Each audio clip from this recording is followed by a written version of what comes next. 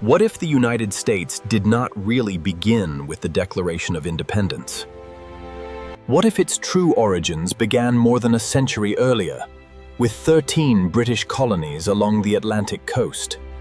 When the first English colonies were established, almost nobody imagined that they would eventually become the United States of America. They were created as parts of the British Empire, but their societies slowly developed political, economic, and cultural traditions of their own. What if its true origins began more than a century earlier, with 13 British colonies along the Atlantic coast? These nations possessed their own languages, cultures, political systems, economies, territories, and diplomatic relationships. European powers gradually entered this world, competing for land, trade, resources, and strategic influence. England was only one of several European powers seeking influence in North America. By the late 16th and early 17th centuries, English leaders and investors increasingly looked across the Atlantic. Colonization could serve several purposes: commerce, settlement, strategic competition, religious goals, and expansion of English influence. The process that followed would eventually produce 13 colonies along the Atlantic seaboard. In 1607, the Virginia Company established Jamestown in Virginia, the first permanent English settlement in what became the United States. The Virginia Company had received authority to establish settlements and pursue economic opportunities in North America. Jamestown was not founded as the beginning of an independent American nation. It was part of an English colonial and commercial project. These physical remains help historians reconstruct daily life in one of the earliest permanent English settlements. Archaeological discoveries at Jamestown have provided important evidence about the material conditions experienced by early colonists. The settlement faced severe difficulties, including disease, hunger, environmental challenges, and shortages. The settlement also existed within a complex world of trade, diplomacy, competition, and conflict involving indigenous communities. Further north, another group of English settlers prepared to establish a very different kind of community. Jamestown survived, and its survival helped establish a permanent English presence in the Chesapeake region. In 1620, English separatists who became known as the Pilgrims established Plymouth Colony in present-day Massachusetts. Religion and government were deeply connected in many aspects of early Massachusetts society. The Mayflower Compact became an important early example of colonial self-government, although its historical meaning must be understood within its own context. Plymouth was only one part of the larger English colonization of New England. Massachusetts developed into a major Puritan colony, shaped by religious convictions and a strong sense of community. Religion and government were deeply connected in many aspects of early Massachusetts society. But some colonists developed different ideas about religion and government.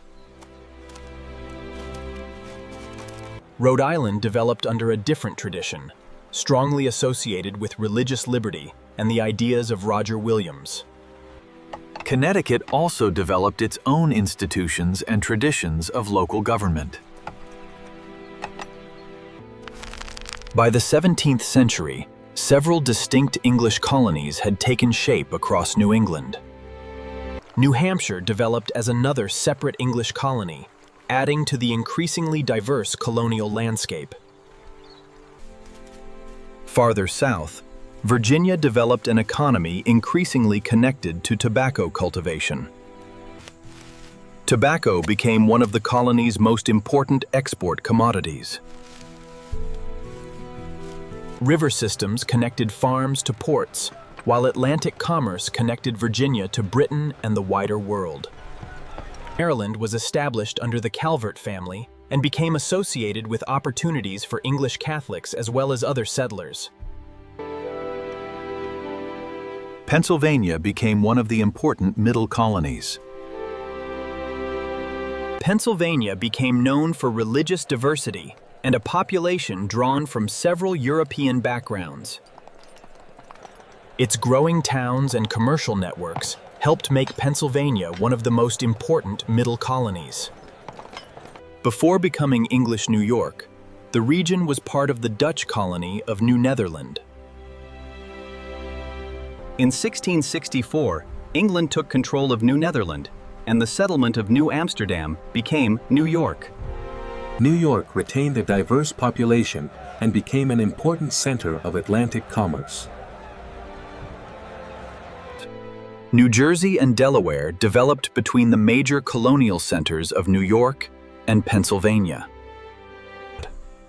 Their societies reflected both agricultural traditions and the commercial networks of the middle colonies. The Delaware region also benefited from river transportation and Atlantic trade.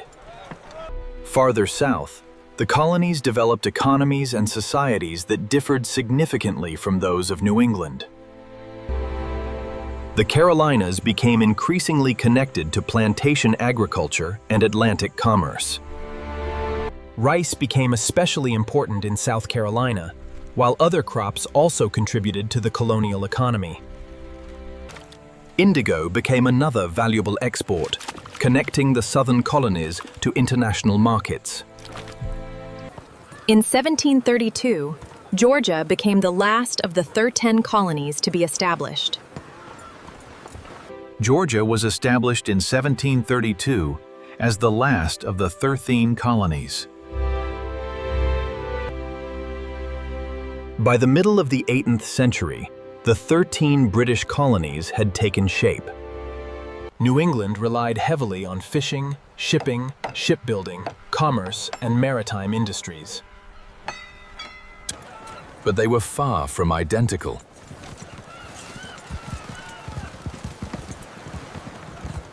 The middle colonies possessed fertile farmland, busy ports, and populations drawn from many European backgrounds. The Southern colonies became strongly associated with large-scale agricultural production. All of these regional economies were connected to the wider Atlantic world. Merchants moved goods across the Atlantic, linking colonial consumers and producers to European and Caribbean markets. Slavery became deeply embedded in several colonial economies, particularly in plantation regions. But the Atlantic economy also depended heavily on the forced labor of enslaved Africans.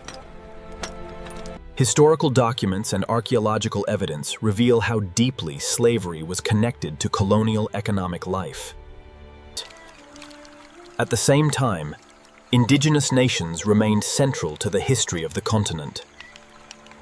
We offer this pipe in the spirit of friendship and shared prosperity.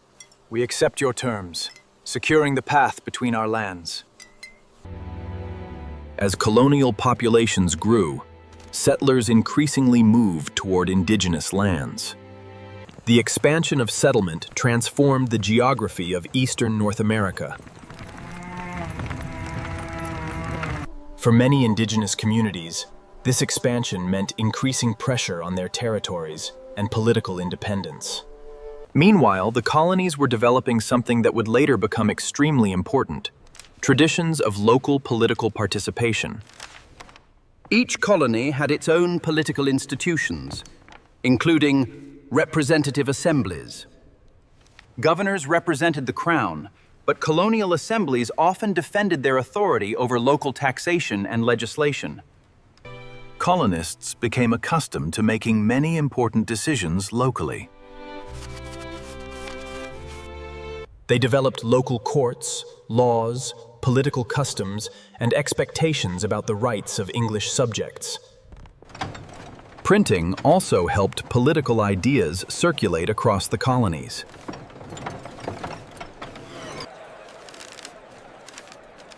Newspapers and pamphlets created a growing network of political communication. For much of the colonial period, Britain allowed the colonies considerable room for self-government while maintaining imperial authority. The colonies remained economically and politically connoded to Britain. But imperial wars repeatedly changed the balance of power in North America. The 7 Years' War became a turning point in the relationship between Britain and its American colonies. The war ended in 1763, with Britain greatly expanding its territorial position in North America. But victory came at enormous financial cost.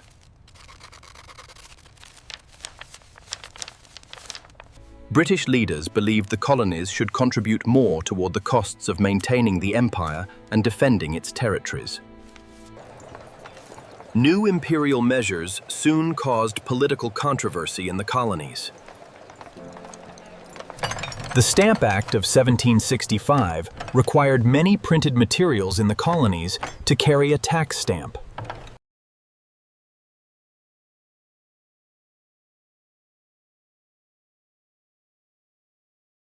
Many colonists argued that taxation without elected representation violated the political rights they believed they possessed as English subjects. Their objections were connected to a larger constitutional question: who had the authority to tax them? Political resistance quickly became economic resistance, as merchants and consumers organized boycotts. The protests demonstrated how closely political ideas and commercial life were connected. In 1767, Parliament introduced the townshend duties on several imported goods. The new duties intensified the dispute over Parliament's authority. Boston became one of the most politically active centers of resistance. Tensions between residents and British authorities continued to rise. On March 5, 1770, British soldiers fired into a crowd in Boston, killing several people. The event became known as the Boston Massacre and was quickly used in colonial political arguments against British authority. Printed images and political writing helped transform the event into a powerful symbol of resistance. In 1773, Parliament passed the Tea Act, which gave the East India Company advantages in selling tea to the colonies. Although the law was designed partly to help the financially troubled company, many colonists viewed it as another threat to their political principles. In Boston, resistance reached a dramatic turning point. The event became famous as the Boston Tea Party. In December 1773, men boarded ships carrying tea and threw large quantities of tea into Boston Harbor. Britain responded with punitive measures that colonists called the Coercive Acts. Boston's port was closed until compensation was made for the destroyed tea.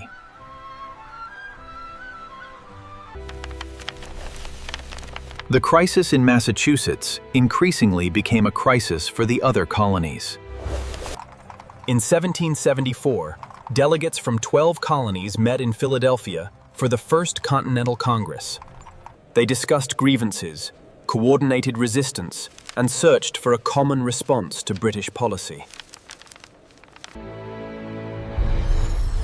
Georgia did not send delegates to that first meeting.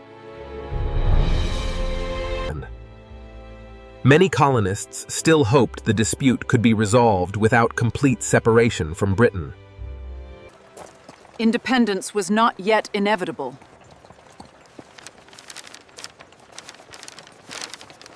Then, in 1775, armed conflict began at Lexington and Concord in Massachusetts.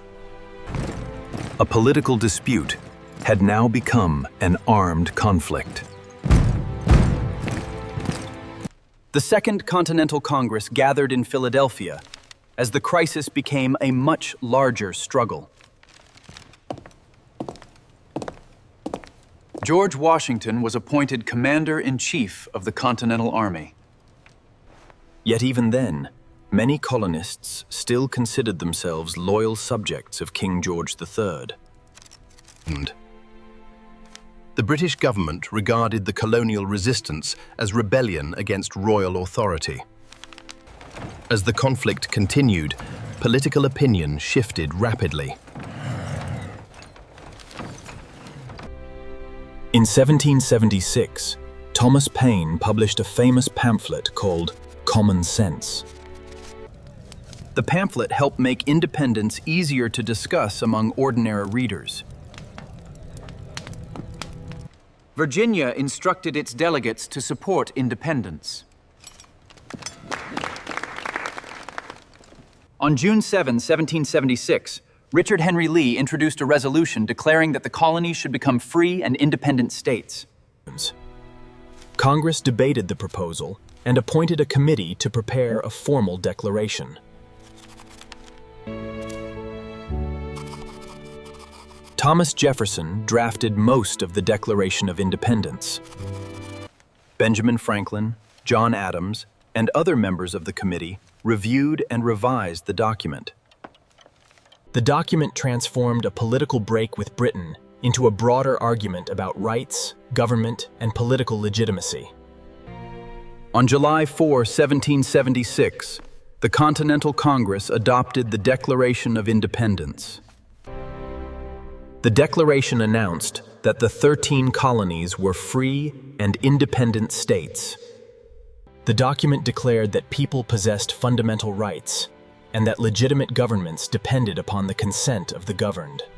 It did not instantly create the modern federal government, but it established the political claim that the colonies were no longer part of the British Empire. These principles would become among the most influential political ideas associated with the American founding. But the founding also contained a profound contradiction. The new nation's language of equality existed alongside slavery. Women also participated deeply in colonial and revolutionary society, although they did not receive equal political rights. Indigenous nations likewise faced a future shaped by the expansion of the new American states. The struggle for independence soon became part of a much larger international conflict. France eventually entered the war against Britain and provided crucial military and financial assistance to the American cause. The conflict was fought not only in North America, but also at sea and in other parts of the world. The American struggle therefore became connected to European power politics and a wider global war. For ordinary people, the war brought enormous disruption, uncertainty, economic hardship, and social change. The struggle continued for years before British defeat became increasingly likely. In 1781, Yorktown became a decisive moment in the Revolutionary War. American and French forces combined in a campaign that resulted in the surrender of a major British army. In 1783, the Treaty of Paris recognized the independence of the United States. But the war did not formally end at Yorktown. Peace negotiations continued. The 13 former colonies were now internationally recognized as independent states. But independence did not mean that the new country had already solved the problem of government. The United States initially operated under the Articles of Confederation. The system deliberately gave the central government limited powers while preserving substantial authority for the states. Problems soon appeared, including financial difficulties, trade disputes, and disagreements between states. The new government struggled to raise revenue and manage the financial challenges inherited from the war. Western territorial claims created another complicated political problem. The boundaries and political relationships of the new states were not always simple or permanently settled. In 1787, delegates gathered in Philadelphia to address the weaknesses of the existing system. Their debates produced a new framework for a stronger federal government. The result was the United States Constitution. The Constitution created a federal system that divided authority between the national government and the states. This represented another major stage in the transformation from 13 separate colonies into a constitutional union. But the Constitution still needed to be ratified by the states. The ratification process demonstrated that the states remained powerful political communities. The United States therefore emerged through a gradual process, rather than a single moment. Its origins stretch from indigenous societies and European colonization through colonial government, imperial conflict. Today, historians use documents, maps, archaeological evidence, buildings, artifacts, and material remains. Archaeology is particularly valuable because it reveals aspects of everyday life that written records often overlook. Primary sources also allow historians to examine what people actually wrote, believed, argued, and recorded. Together, these sources reveal a colonial world that was much more diverse and complicated than a simple origin story suggests. The 13 colonies were not 13 identical pieces of one future nation. They possessed different economies, religious traditions, political cultures, and social structures. They also contained people from many different European backgrounds, alongside indigenous peoples and Africans, both free and enslaved. Their political unity emerged gradually through shared institutions, communication, resistance, war, and cooperation. The colonies were part of a global Atlantic system long before the United States existed. Ideas could travel surprisingly quickly between colonies through newspapers, pamphlets, letters, merchants, and political networks. Communication helped transform separate colonial disputes into broader political debates. By 1776, independence had become the answer chosen by colonial leaders who believed reconciliation with Britain had failed. Cooperation became increasingly important as colonists realized that British policies could affect them collectively. The 13 colonies became 13 states, but their individual identities did not disappear. The new country inherited both the achievements and the contradictions of its colonial past. Understanding that past requires listening to more than the voices of famous political leaders. The 13 states eventually became the foundation of a nation that expanded far beyond the original Atlantic colonies. The history of the United States becomes clearer when we examine the experiences of ordinary people, as well as presidents, generals, and statesmen. Yet many political questions debated during the colonial era remain recognizable today. Who should have political power? What rights belong to individuals? How much authority should governments possess? These questions are not relics of the 18th century. They remain central to modern democratic societies. So the true origin of the United States was not a single date, a single person, or a single event. The founding principles of the United States continue to influence debates about freedom, equality, representation, and citizenship. It was a long process shaped by indigenous history, European colonization, migration, and commerce. It was also shaped by slavery, political change, diplomacy, and the creation of a new constitutional system. So, what did we learn today? The United States did not simply appear in 1776. Their transformation was complicated, and the 13 colonies became the foundation of the United States. It emerged from 13 very different British colonies, whose people gradually developed new political identities. The American nation was never inevitable. It had to be imagined, built, and continually redefined. More than 2 centuries later, those questions still matter. Who has the right to govern? What rights should people possess? And what makes a government legitimate? If you enjoyed this video, please don't forget to like, comment, subscribe, and share it with others.